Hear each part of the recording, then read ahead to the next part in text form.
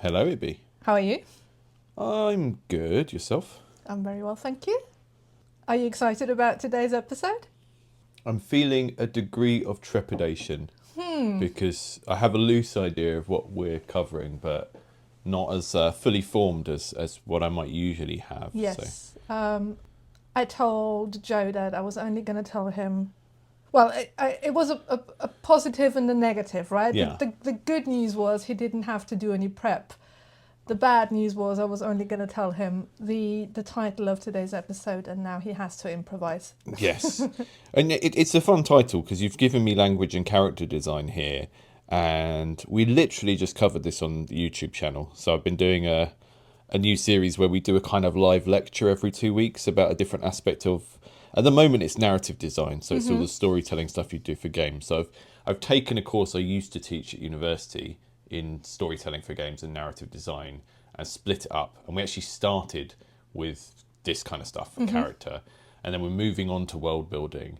But the bit where character and language intersects is kind of where character and world building intersects. Yes. And actually you can't really do these things separately from, Yeah. you have to fragment them so you can teach them, but actually whenever you're doing character, you're creating a person that exists in a type of world, and whenever you're doing world building, you're doing human geography of some description, right? So you can only like artificially separate those things. So yeah, it's good timing for me. And you just said you just put out a video on your YouTube channel. Now, I'm not sure everyone who listens to this will know what YouTube channel that is. So do you want to plug your other YouTube channel? Yeah, of course. Yeah, I'm going to try and get as many plugs in as possible. No, it's Indie Game Clinic, and most of the time on Indie Game Clinic, I'm playing other people's games and giving them feedback. But then we get these kind of broad questions come up of people asking specific questions about game design, and those suit doing a more of a traditional sort of workshop type thing. So I prepare some lecture materials on something like character design and deliver them, and then whoever's in the chat on the day can be part of a live audience as if they were in a lecture kind of thing. So yeah, it's just well timed, I thought, because I've been thinking about this a lot recently. No.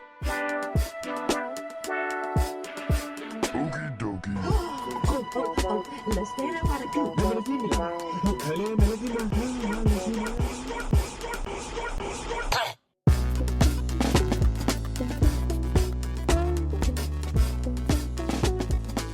To give the audience a bit of an idea of what we're going to talk about. So if you just think in your everyday experience, when you hear someone speak or you read an email that someone sent you or a text message that someone sent you, you do more than just take in the information they are conveying or the requests they are making or whatever it might be, right? Yeah. There is much more going on, and the language you receive will inevitably make you judge that person based on how they communicate. And you may not be aware of that, right? So, like if you think of written communication, a classic example is like text speak, right? Does someone use text speak in loads of abbreviations, or do they text you in, conventionally spelled words and full sentences, right? And that might give you an indication, for instance, about the age of the person you're communicating with. And beyond that, you might also find it annoying or not, right?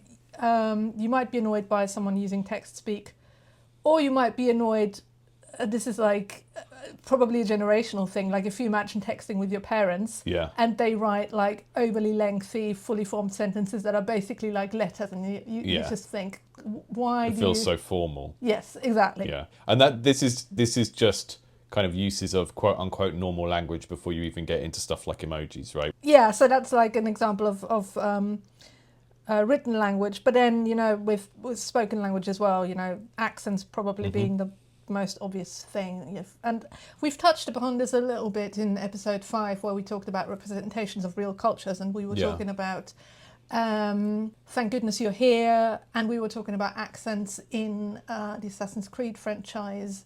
The idea that we associate different characteristics with speakers of different accents.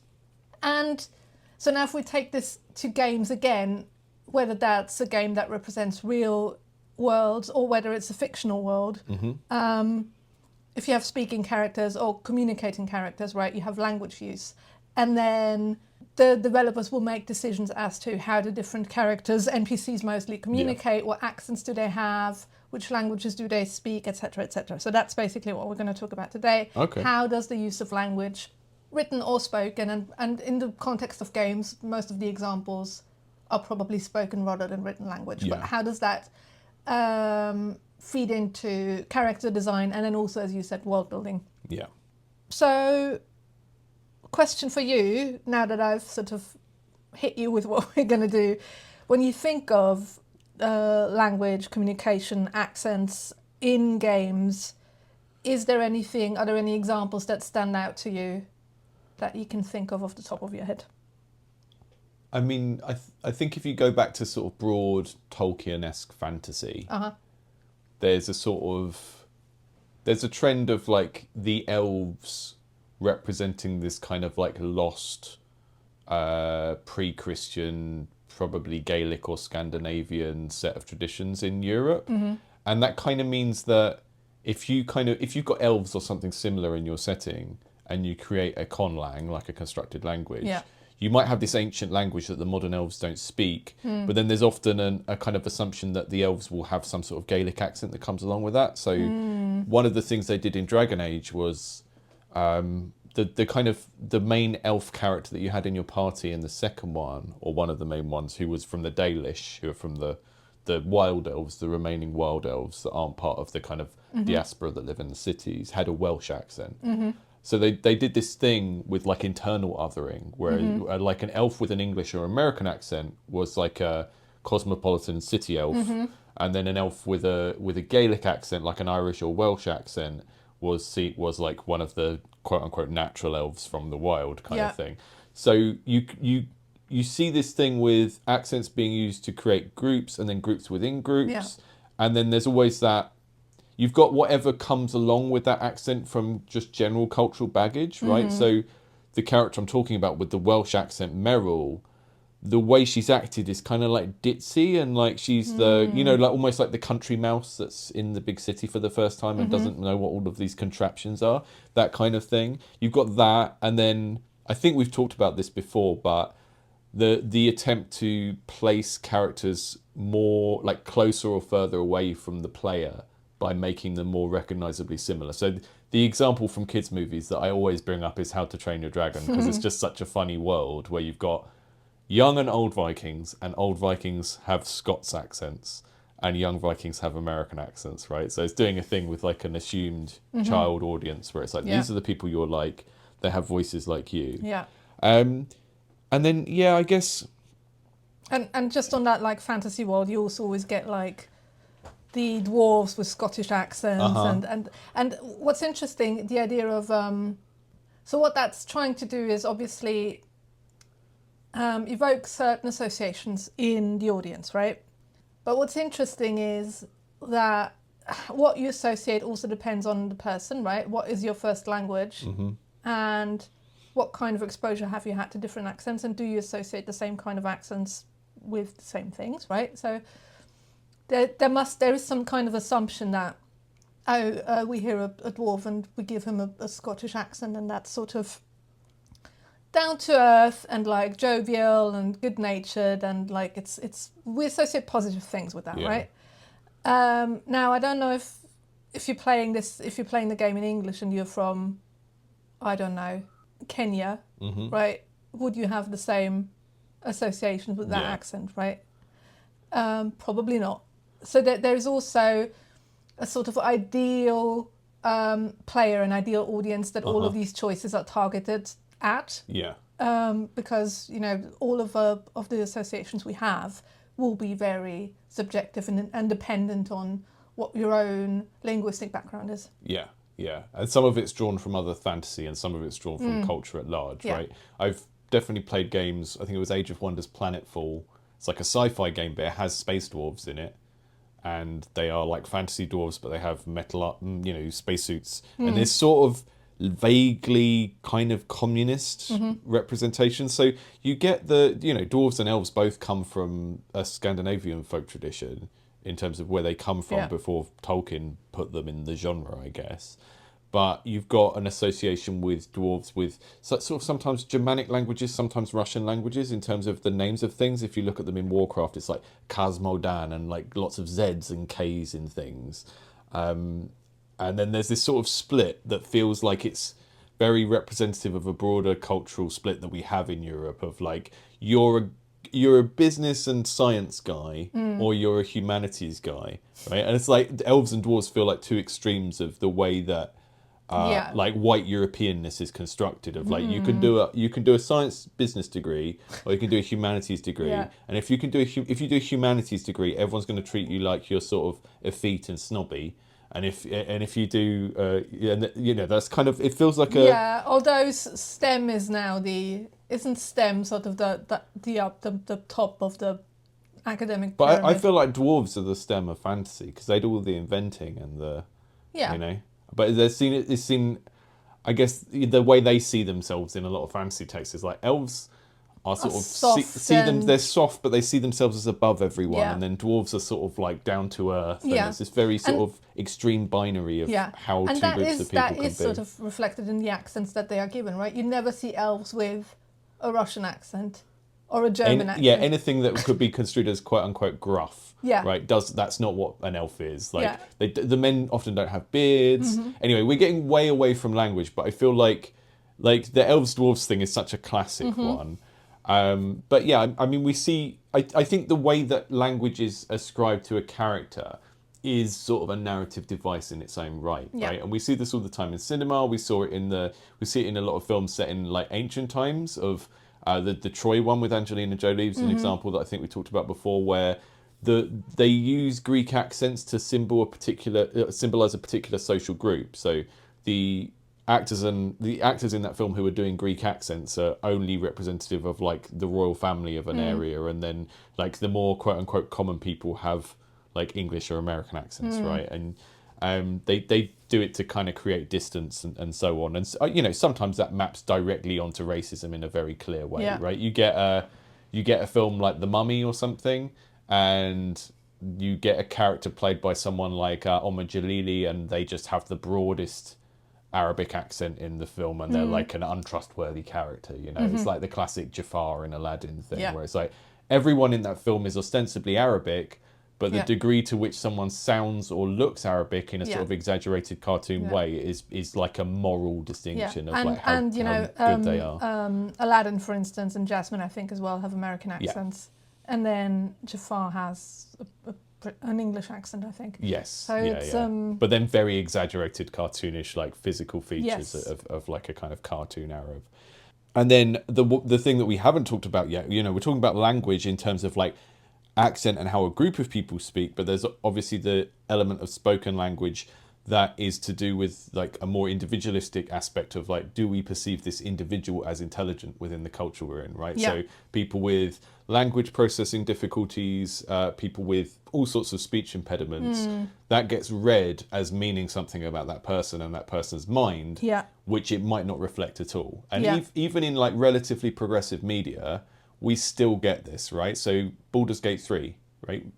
That's a text that a lot of people would consider quote unquote woke, like very progressive, lots of queer representation, quite playful with that. But you still get a character like Minsk, where it's like, hey, this character is the dumbass and they speak slowly. You know, it's very rare to get that kind of very slow speech as an indicator of someone being just slow and thoughtful, rather than. And it's not just a slow speech; it's also something to do with the quality of the speech, because you can have slow, and that's like the wise elderly character who speaks very slowly and imparts their knowledge onto you. Yeah, so Minsk speaks in a Russian accent and in broken English with lots of missing words. Yes. Even though he's been speaking common for like 50 years in the game. So it's... Yeah. So it's not just... Yeah, it's interesting because it's a combination of factors that creates that sort of feel that you get. And actually on speech impediments, so what's interesting, there has been loads of research done on linguistic representation in film and TV and so on, but looking at games and looking at those topics in relation to games is relatively recent, and then what has been done was mostly to do with accents. Yeah. That's like always the big thing that's being talked about. But actually, there's I think it's a 2023 paper in Game Studies called Stuttering Matt, Linguistic Ableism and the Mockery of Speech Impediments in Video Games. Interesting. That's quite interesting. And the author looked at a number of AAA games. So they looked at Red Dead Redemption 2, The Witcher 3, the Dragon Age franchise, and Cyberpunk 2077. And found that, I think they found like one example of a character with speech impediment in each of them. And then in Red Dead Redemption, they also had the player character Morgan in one of the quests pretending to have a speech impediment, and how they are represented. And so overall, the conclusion of that was that speech impediments are most often used to signal a lack of intelligence in characters, or are framed as a source of humour for players through mockery. And it's very interesting. I've played all of these games, but I couldn't remember any of the examples that they gave. Yeah. And one of the things they talk about is first of all, what's interesting is if you have someone with a speech impediment, except the example where Morgan in Red Dead Redemption in a quest pretends to have it, that's never an option in the character creation settings for the player to make their own player character.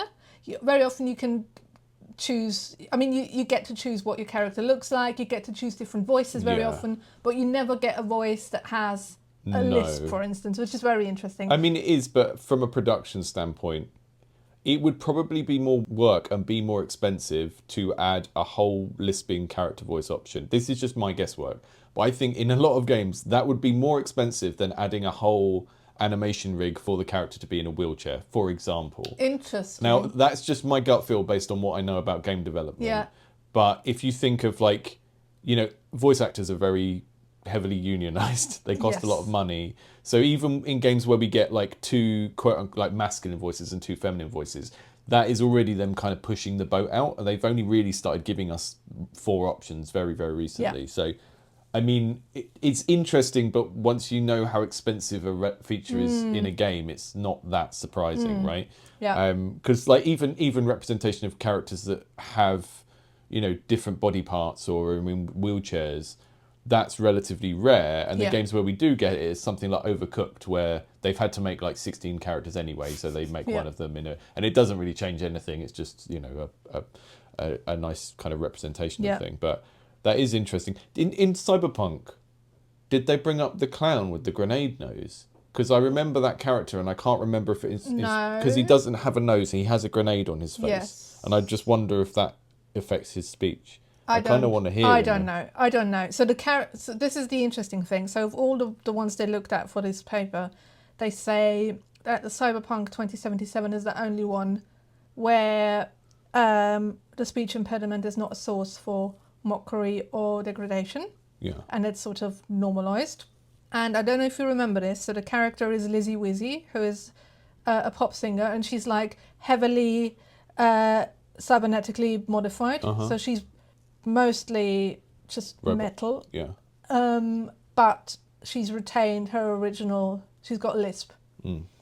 And they talk in the paper, they talk about how she has all these modifications and improvements, but apparently didn't feel like her lisp is something that needed to be removed or modified. That's a very interesting observation. And also, it's not something that is topicalized in the game at all. So there is no way where the player character can like point out that she has a lisp or anything.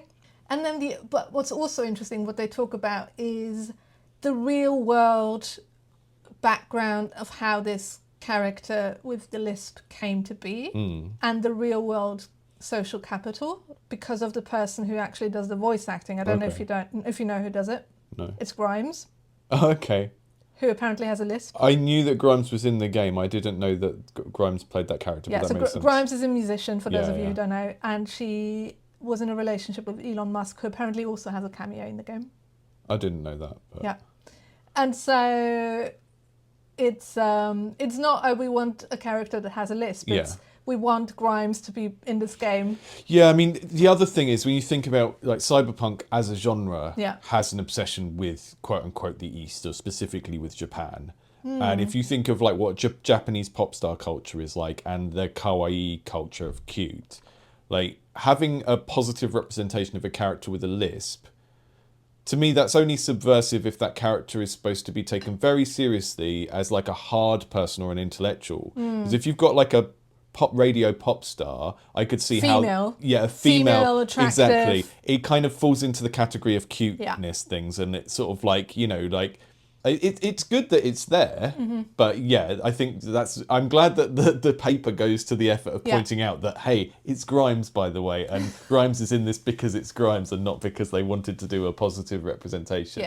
But that does sort of put it in the same category of like, yeah, cute femme voices for pop stars. Like it goes all the way back to like Betty Boop and Marilyn Monroe type thing, which is obviously not lisping, but that same thing of you've got a negative association of something, or normally, that is like, this indicates some sort of weakness in some way, and then that is being turned into a supposedly positive thing in the context because it's being used to signify something else. But I don't know if anyone who did any of that voice direction has thought about it as much as we've just discussed it. Yeah, I don't know. Which is an interesting thing about games because they are creative composites. So years and years ago, there was a talk in a regular talk at a bar in London called Video Brains. And I went to it once, and they had one of the directors of a studio called Splash Damage there. And he was talking about a game they made called Brink. And they had a character in it who was sort of Chinese coded. And the director was describing how, like, it takes so long to put a character together that you don't see the animation and the voice and everything together until really late in the production process. And then they saw this character sort of with the voice and the visuals together, and he just thought, oh my God, we've made the most horrific, like, racial stereotype of this, like, kind of cartoon Mao type character. And there's just an interesting thing about how games are made. You've got all these different departments, and you know, if you think of what making a character looks like on a film set, it's all centered around this real person that you put through makeup, and they do the voice and they're practicing the voice. You don't have any of that in games. You have like a model, a 3D model, and some animations, and they're all being made by different departments and then plugged together later. And that kind of means the representation you end up with is just maybe not as deliberate, or, you know, hasn't been through as many checks as it might be in other media. Because, and again, this is like, comes back to the example we talked about earlier, where just speaking slowly isn't necessarily a sign of, like, might indicate different things depending on other semiotic resources, right? So it all comes together, and then it's more than the sum of its parts, right? If you just see a character or you just listen to a character, you might get a different feel compared to when you combine the visual and the auditory, and then you get a whole package, and that might be, well, good or not so good. Yeah. I think some of this stuff is so... I think a lot of people aren't that sensitive to it, and it's just not as clear as something like someone's visual race. So sometimes, like, games and other media do things that could be read as really problematic, but because it's a thing that people don't focus on, or as you say with the example of like a gamer in Kenya playing a game, like the accents might not mean anything to someone, you know, like, I don't know, a game set in Europe like Kingdom Come Deliverance has all of these different accents in it. It has Welsh accents, has accents from different parts of Europe. Someone in America might not know what those would mean to someone from England or to someone from Europe in general. And also the thing is, you know, you can only really differentiate different accents if you're familiar with them, right? I hear someone speak and I can usually tell, you know, oh, that sounds like an Italian accent because I'm familiar with what that sounds like, right? If I hear someone speak who's from, I don't know, Brazil versus Ecuador, whatever, right? Okay. I cannot tell, but I'm assuming that someone who's from South America can tell the difference. So it's all about proximity, exactly. which is like kind of what we were talking about in terms of character creation. When accents or speech patterns are chosen for characters, it's a deliberate choice most of the time, unless it's an amateur doing it. And those choices often are about that concept of social proximity, which can both be a determinant of whether you even notice, as you say, or if you do notice, it can be about this much more nuanced understanding of like who here is the in-group, who is the outsider, all of that kind of stuff. Yeah. Yeah. And in terms of world building and going back to accents, there's another paper that I looked at that's quite interesting, and it's about Dragon Age Inquisition. So it's called Divine Intervention, Multimodal Pragmatics, and Unconventional Opposition in Performed Character Speech in Dragon Age Inquisition. And basically, the authors are comparing the accents of two of the main female NPCs, Liliana and Cassandra. Yep. And so if you've played Dragon Age, you'll remember Liliana is in Dragon Age 1 as one of the main party members, and then Inquisition, which is the third one, she's one of your sort of advisors. Yes. She's like your spy master. So she's a sort of classic rogue, but sort of a behind-the-scenes spy type rogue. Yeah. And then Cassandra is...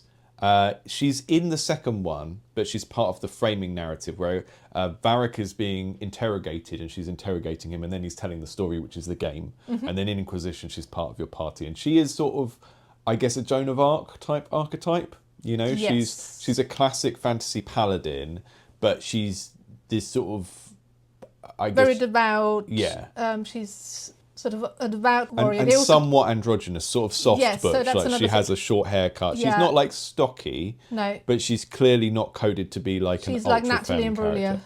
Yeah, she's got the 90s Natalie Imbruglia going on. Yeah. Yeah, that's your fan casting. Yeah. And then we have to see if Natalie Imbruglia can do a French accent. Well, So does Cassandra have a well, French accent? so That's the this is very interesting. So the reason why the authors picked out those two characters is because, well, first of all, they are sort of mainish characters in the game. They appear a bunch of times, but also, so their accents are, there's a distinction of accents between the two, but also together their accents set them apart from the majority of the other characters who have either English received pronunciation accents or some kind of standard North American accent, whereas they have sort of foreign English accents. And so for Cassandra, the paper says she's the only speaking character in the game from the nation of Navarra. Okay. So her accent in the game is unique. She's the only character speaking with that accent because she's the only character from that region. And her accent, according to the authors, combines elements of British English, Germanic, so German and related languages, and Slavic, particularly Russian. Now, what's interesting is that the voice actress is English, and there has been loads and loads of discussion in online fora by gamers trying to figure out what the accent is. And so not only did the authors of this paper look at actual like clips of the game, but they also went into online communities to see what players were talking about. And they say that accent attributions for this character ranged from real world countries to fictional worlds. Amazing. And Narnia? No, and over 20 different languages and nationalities were given to explain the origin of her accents. The most commonly found languages in her thread were French, followed by German, English, Italian, and Elysian. Less frequent natural language labellings included Romanian and even Farsi. Less well-defined fictional and or historically rooted accents included Orlesian and Prussian. So there is loads of discussion. People can't agree what it is. And then there's also something going on with, there's apparent desire to want to pinpoint characters down. And the fact that you can't put your finger on what it is makes it unsettling to some degree. Like clearly the reason why people are trying to pinpoint it is because they don't like the fact that they can't. That's very interesting. Because so in the new one in Dawnguard, you get to go to Netheril, which is where necromancy is practiced. And there isn't a clear cultural mapping for Netheril because the guy you meet from there is basically Vincent Price and he talks like this. There is another place that is, I can't remember the name of it, it's where the group called the Ravens come from. And that is very clearly sort of a mix of Spanish and Italian. But the guy that you get in your gang is basically just Antonio Banderas doing the Puss in Boots voice, you know. And then Orlais has consistently just been sort of 17th century France for the entire series, which is one of the things I find interesting because the studio, I think, is based in Canada. So there's maybe a reasonably sized French-Canadian contingent on that team. So it makes sense that you would... Because the thing, if you're trying to make a big fantasy IP, you try and get a balance of stuff people are familiar with and stuff that makes it different, right? So we've got, it's generic high fantasy, but everyone hates elves, everyone hates mages. That's kind of what makes Dragon Age different. Yeah. And then you've got this kind of sort of 16th, 17th century French thing going on with masked balls and people speaking in French accents and so on. The thing I always found a bit troubling, and you can see that they've wrestled with this in every single game, is the Kunari, right? Because you've got the Kunari who are your outsiders. They're a sort of noble, savage type people, that's in quotes. And they've got big horns, So they're sort of your classic orc type character where they're sort of almost a person but not. Yeah. And in the first game, they are brown-skinned large humans with white hair. And they're basically like Klingons from Star Trek. And the one that you meet and befriend is very much just the classic noble savage caricature. And I'm saying noble savage ironically, it's a media trope. It's not, it's not an actual thing. And then in the second one, you get this total flip where the Kunari are an invading force.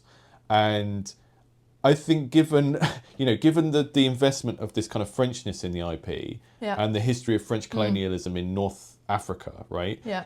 I've got a family friend who is English Nigerian, so he appears kind of quote unquote mixed race. He spent a lot of time in Paris and he got a lot of stick from people who thought he was from Morocco or Algeria, because that is one of the migrant groups in France that gets a lot of racism directed at it. So to have this game where you've got a fantasy that is very enmeshed with this idea of like having a civilization based on like a fantasy Frenchness, and then to have the other as this, they're not very clearly Arabic coded, but there's this thing that we've been doing in fantasy for decades where you just stick some Zs and some apostrophes and call things Al something, and it sounds quote unquote exotic. Yeah. And then when you combine that with the Kunari, where it's like, you don't know where they come from. We have never seen what their land is like. But, I mean, they worship something that begins with a Q, right? Which is, it's really hard not to map that onto sort of real-world Islamophobia when you've got the kind of the threatening external force that worships something called the Q and has this totally different religion and stuff like that. So it's very strange to be... it sounds like an interesting paper, but it's such a strange thing to focus on in a game that has so many potentially problematic cultural representations in it, and ones that are perhaps bigger fish to fry than is. But then the other thing Cassandra is, that from... the issue of accents of different fantasy races, quote unquote races, right? Yeah. Like that's like the most investigated thing in relation to language in games anyway already, but right? I think that's that point about people being unsettled by not being able to place it is the most interesting finding. Yeah, I agree. Yeah, because the other character is Liliana, and they say her accent is mixed and she represents someone caught between two worlds. Orlais, a powerful nation with French inspiration, and Burrell-Kim, a younger and smaller kingdom with British inspiration. So she has this like partially RP, partially French accent, and they actually have a voice actress who was born in France but now lives in the UK. Okay. So that's much easier to pinpoint, even if it's a mix of accents, and even if it's like foreignly accented English, like Cassandra is, you can pinpoint like what it is much easier.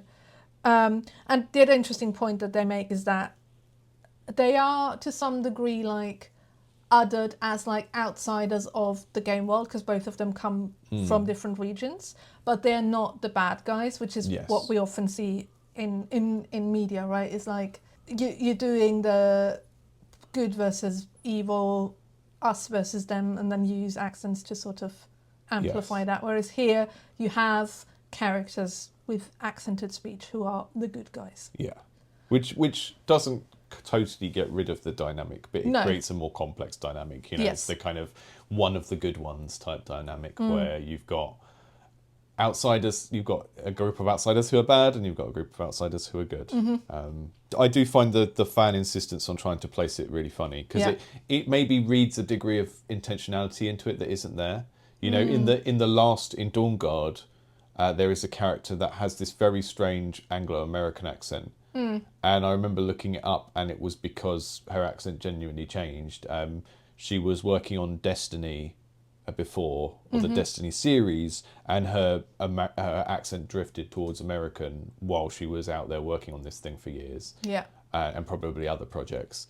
So you've got like a character that speaks in a RP accent, and then she'll have certain words like God becomes God and stuff like that. And it sounds very strange, but it's not deliberate. It's just that's how that character speaks. And I think the thing about the voice acting thing in games is it is a human element. And the Leliana casting is a good example of that, because they could have had some intentionality there and said, right, Orlais is France, let's try and find an English-speaking French voice actor. And then they auditioned 10 people or however many, and they just found that her voice fitted that mix of, someone who was born in the French place and didn't stay there for very long. So it's very hard to work out the degree of intentionality of these things, because the Cassandra example, it could just be that the actor is doing a Borat, like Sacha Baron Cohen's Borat voice is not an impression of what people in Kazakhstan sound like. It is a sort of racist caricature of what people, or what a certain type of person thinks everyone in that area of Central Asia sounds like, regardless of whether they're from Kazakhstan or Afghanistan or Mongolia or whatever. It's just this kind of generic pseudo-Arabic, pseudo-Russian kind of... and that might be what's happening with Cassandra. And the other thing, it might not be, oh, I want to give her a Germanic accent. It might be, I want to give her an accent that is sort of like tough. And then you sort of experiment and you end up with something that's a mixture of different things without really necessarily intending to map it onto a specific nationality. Yeah, which can totally happen, right? Because you start off with a game or a series which is about 4 characters from different places.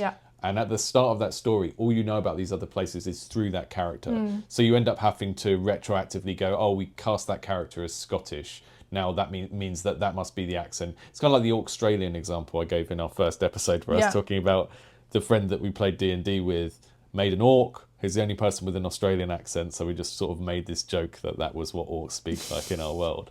You have to kind of like... retcon the specific character elements back into the world building and say that's what people from there speak like. Very interesting. It's sort of reminiscent of the pirate accent thing with Long John Silver. So the whole idea of pirates speaking in the sort of Cornish accent, the gruff Cornish accent, it's just from one actor on one film at some point deciding that was the voice, and that becomes the trope, and then So what I was wondering about might be interesting to look into, and I didn't, but maybe I will after this, is what happens with accent choices when games are translated into different languages or localized into different languages, and what choices are made there in terms of accent variations. That would be something that I would be quite interested in finding out. And I suspect the answer will not be the same across the board, and like we found with the localization paper about Hearthstone, is kind of that's an element of localization that if it's done well, it will be done in some shape or form. But because translating something from one culture to another rather than just a language to another, you don't know what form that's going to take. But a good localizer will look at it, see the key distinctions, and see that, oh, this group speak like this and this group speak like this. Okay, we'll map that onto English and Welsh or whatever the local thing is. If you're translating something into Spanish, like who becomes Catalan? Is that something that happens? Or if you're translating something into Portuguese, do you do a thing with Portuguese accents and Brazilian Portuguese accents, right? And I expect there are cases of this, but it's really hard to know unless anyone's studied it and written about it. And it feels like even if we could do our own little dig into it, the discussions around it online aren't going to be in English, right? Because that discussion about the Portuguese translation of Skyrim or whatever is going to be in Portuguese. So to the audience, if you've played any RPGs in any main RPGs that we've discussed or that are sort of similar to what we discussed today, if you've played any of those in a language that isn't English and you've noticed anything of interest about the accents that I used, and drop us a line, put a comment if you can on the podcast platform or YouTube or wherever you're listening. We would be very interested in finding this out. I remember very, very, very many years ago, I think I once played Skyrim in German, but I have no recollection of what any of the accents are, unfortunately. Yeah, and everyone in Skyrim has American or RP voices, apart from Khajiits, who are all Antonio Banderas being Puss in Boots. Yeah, they are. Yeah. Yeah. Another interesting example that I just very briefly could think, because a lot of examples we've talked about and are discussed in the papers or in the literature more generally are fantasy games. And, you know, traditional fantasy games that have elves and dwarves and different races, right? And the thing about races, ethnicity and different accents is like a big thing. But then I was thinking of Disco Elysium, which is also set in a fictional world. And you have loads of characters with different accents in that game. Yeah. But it's not there are no elves and dwarves, it's just humans who come from different areas of that fictional world. And some of it is maybe a bit racially loaded. But I think that's an interesting example of using real world languages and associations onto a fictional world. Yeah, and I think if anyone's listening to this because they make games and they're thinking about world building and stuff, Disco Elysium is a very interesting example of that, because it is, you know, not quite our world. There are lots of cultural references that do exist. Yeah. It feels like it's supposed to be the 90s maybe, but you've got this alternate timeline where there aren't digital computers, and but there's still like been disco and there's been electronic dance music and stuff like this. Yeah.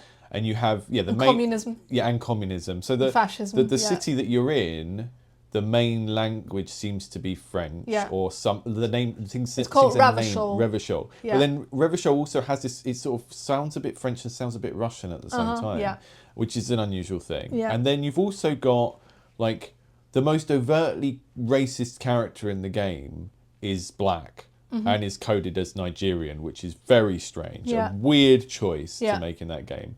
And then there's terminology that relates to countries that don't exist in that game. Like they use the term Franco-Nigerian.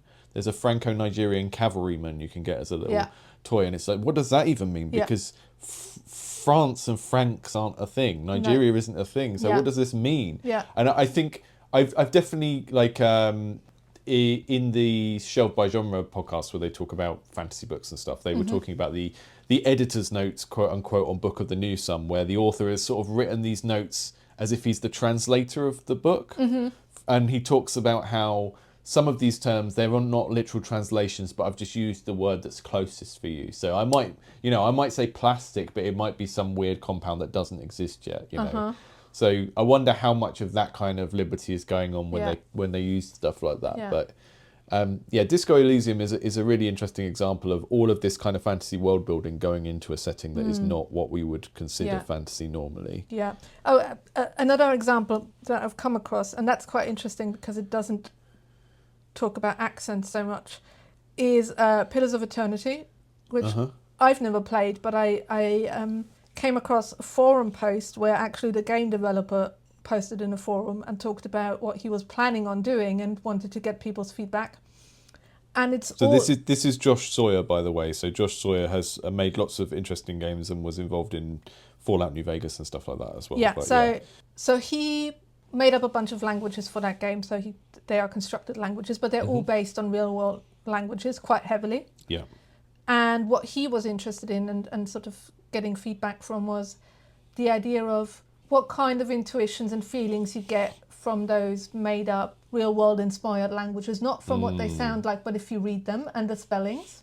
So they were all using Latin alphabet. Okay.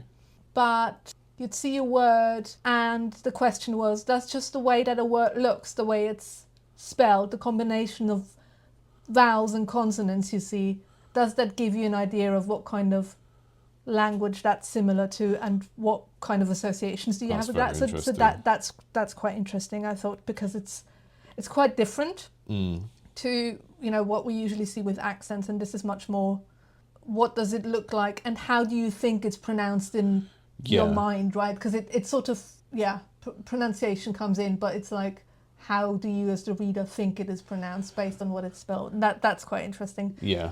Are there certain clusters of consonants or vowels that are in the word that you associate with a specific language?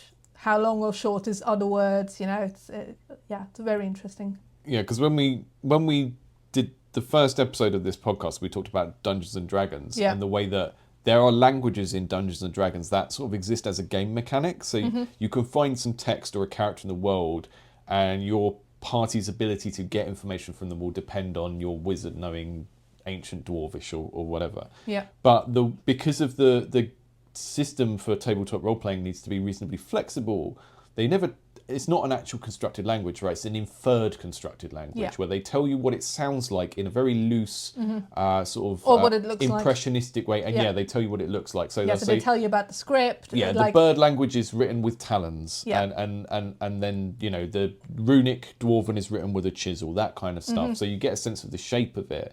But this is going much more into we can actually see letters. They are like our letters. You read them. They're they phonetically mean the same thing. But what are the associations you have?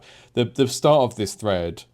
I'll just read a paragraph of it. So, the orthography of most of these languages, so the constructed languages in the game, is relatively straightforward. A moderately informed reader will read the words and names with 80% accuracy pronunciation-wise. And then the exception to this is Glanfalthon, based on Irish. The foundations of Irish orthography and the Latin alphabet go back over a millennium and had to adapt to using Latin orthography for sounds that probably didn't exist in Latin, like this V symbol it's got here. Irish orthography also uses a set of rules for consonant pronunciation that are based on the surrounding vowels, slender or broad.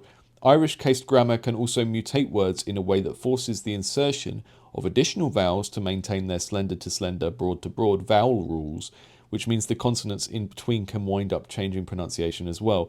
The result is Irish distinctive, quote, boatload of letters appearance and unintuitive pronunciation. So names like Siobhan and where we get a collection of letters that as someone that speaks English and is unfamiliar with Irish, you just look at that collection of letters and you just cannot work out how it sounded What's at all. interesting about this is, so I'm not sure how it's eventually been implemented in the game and to what degree when you see written versions of the conlang you also hear it. But if you don't hear it at the same time as you see it, you don't know whether you are quote unquote wrong about how you pronounce it in your head, right? And even if you get the pronunciation wrong, you might still have a feel for what kind of language that is. Which is quite interesting. So you don't need to get the pronunciation quote unquote right to have a feel of, oh, that sort of feels like Irish to me.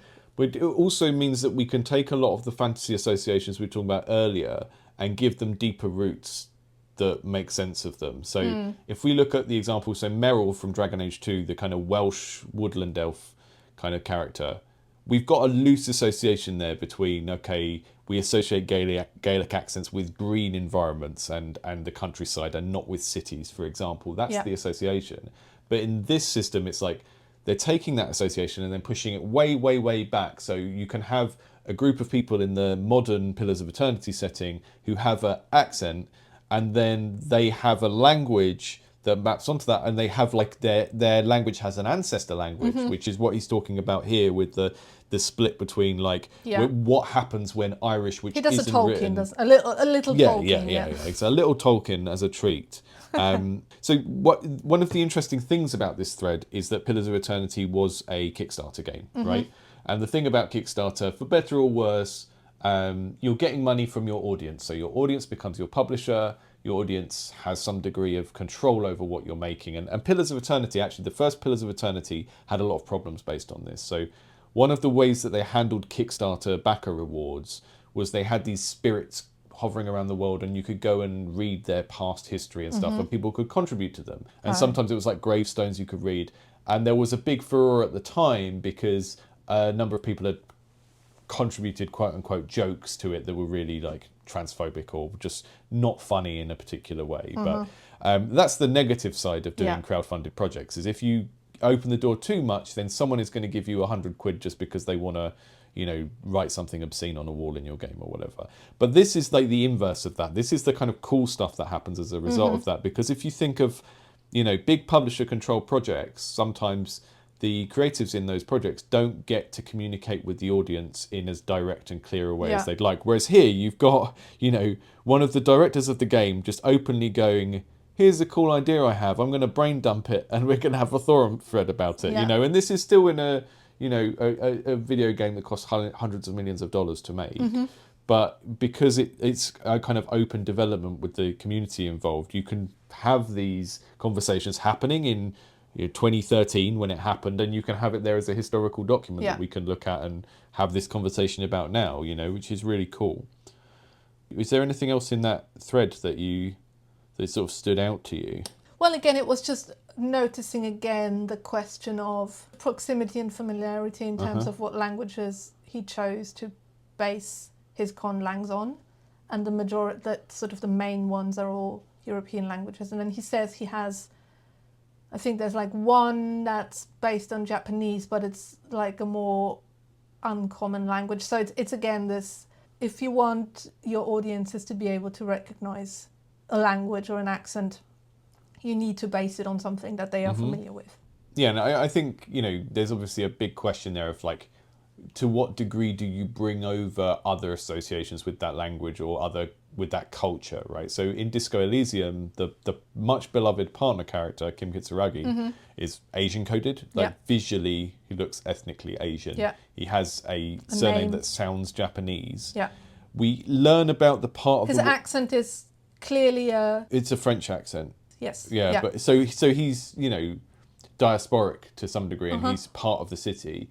And there are interactions in the game where you sort of deal directly with racist characters, and a lot of this is open to how you play it.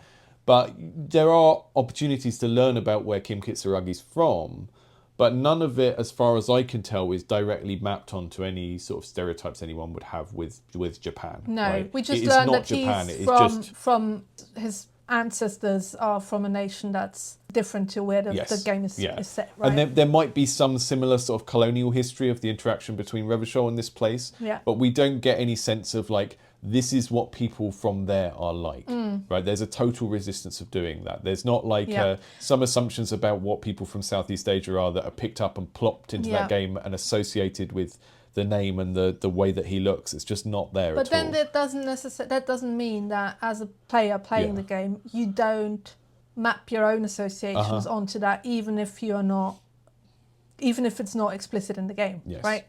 Because so he's the sidekick cop to the player character Harry Dubois, who has a French name, who is just white-coded, middle-aged alcoholic mess of a man, basically. Yeah. So puts in the category of all of the things with a racialized sidekick, like the Lone Ranger, all of the films where Jackie Chan is the sidekick. Yeah. And then just as the interesting thing is that apart from being an alcoholic and a mess of a man, you know, what your values are as the player character depend on what choices you make in the game. So that's very open. But Harry and Kim are sort of set as oppositions in a lot of ways. And Kim is like private and together and stoic. Yes. Which I think does to some degree maybe map onto some sort of racial stereotypes that we might have about people from Southeast Asia. Yeah, I can totally see that. Yeah. You can't avoid these things, right? As soon as you use a body type, a skin tone, a particular cluster of letters, you start to get this thing, right? Even things like the classic, you have a short, stocky character and a lean, tall character. You assume one is faster than the other and one is stronger than the other. And and the stocky one is maybe the serious one, and the tall one is the silly one. Although maybe not, maybe it's the other way around. But there is like associations we have, Well, right? yeah, I mean, I've talked to people about this before with body types. I know we're getting way away from language now, but I guess it is visual language of like when a game like Overwatch comes out and they have all these different body types. Overwatch was lauded for being quite progressive because it had big stocky women in it. But you need the different body types to be able to read the game, to be able to play the game, because they go big body type, lots of health, small body type, Yes. high damage.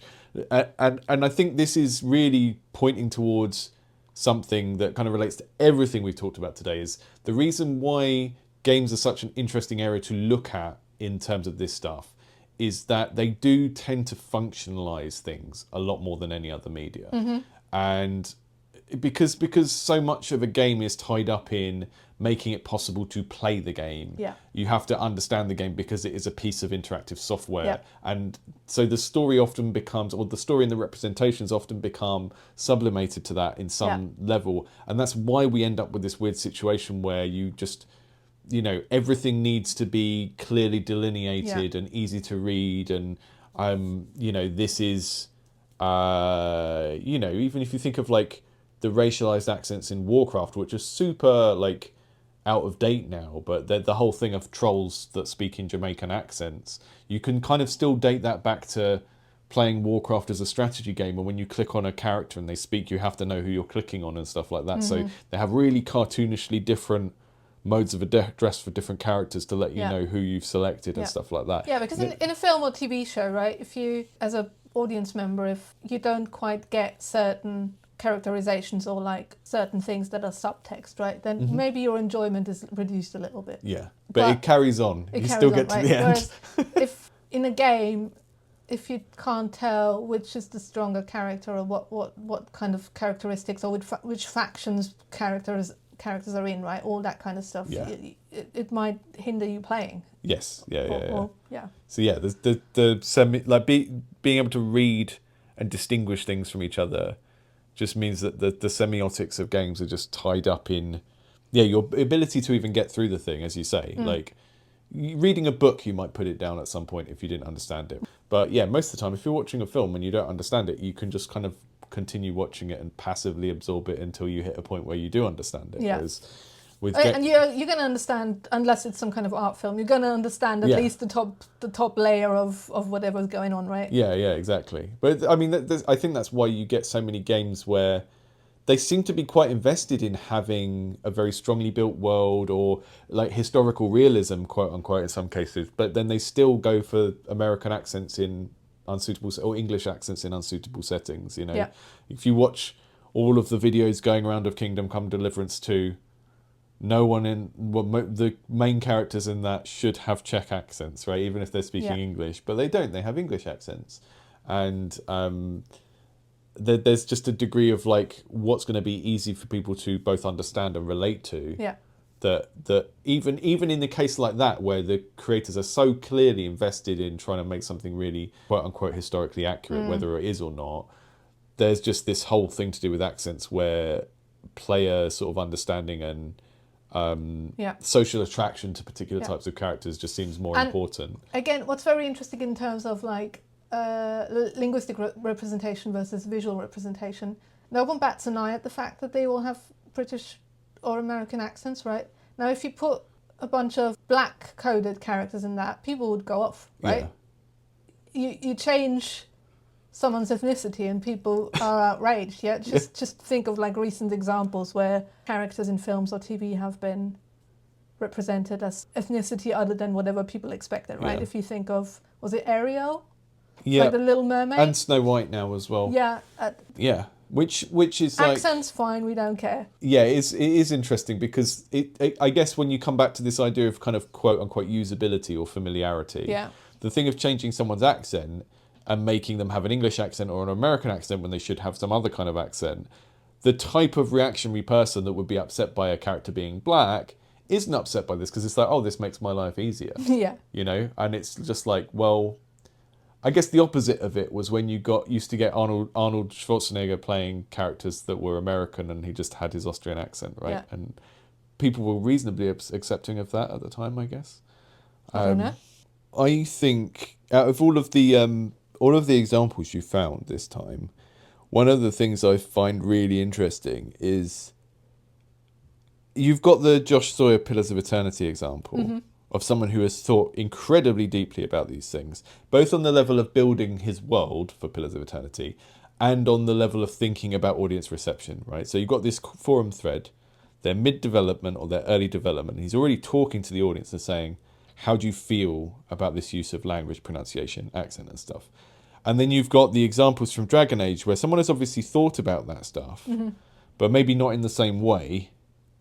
And it just seems like no matter what you do, there's still going to be this rich, weird thing come out the other end of it for people to interpret. Yeah. And it's kind of, you may as well be as deliberate as you can with your original intentions for the thing. Because if you're not, the thing that comes out of it will just be this weird accident and people will find something in it that's weird or doesn't make sense to them. Yeah, or unless they you don't find care about that. You know? Yeah, exactly. I think that's all I have. Yep. That's all I have. Thank you for playing along and giving us your on-the-spot ideas and comments on the topic.